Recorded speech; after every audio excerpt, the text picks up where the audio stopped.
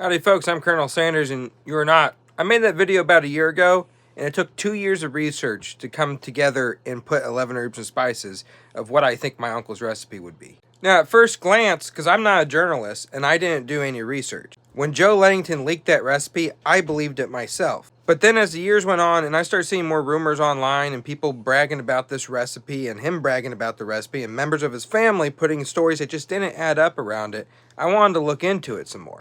And when I deep dived into it, I learned a lot of things. But if you look at the very obvious things that nobody really paid attention to in the beginning, number 4 is spelled wrong.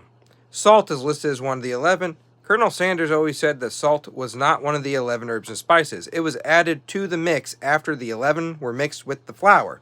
Salt was added to that flour, and that's a fact. Number 4 being spelt wrong was a major giveaway. I missed that in the beginning, so I know many other people missed it.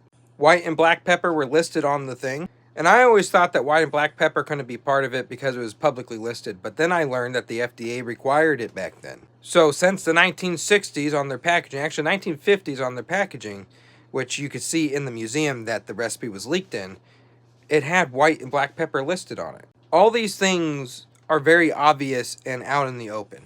And for a journalist that's in the news industry to not thoroughly do their research and pay attention, that's a mistake.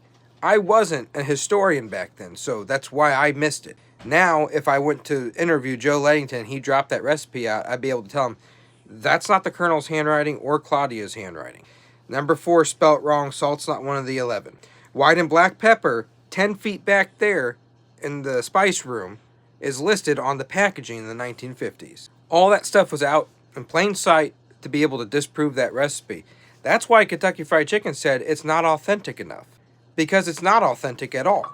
It was pulled out of the rear end. There's also a similar recipe that Eloy Gibson's grandson leaked.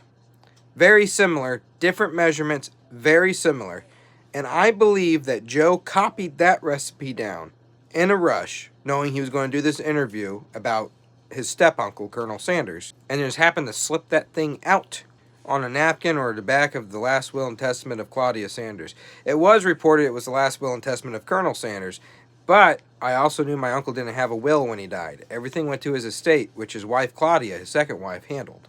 Even the daughters had to sue Claudia for a child's portion of it. So without me posting what I think my uncle's recipe is, that's enough to tell you that Joe Ledington's is fake, and anybody not paying attention to that, just trying to make a video, is looking for attention. If you're making a video on it, you're paying enough attention to it, or you should be, to be able to point those out.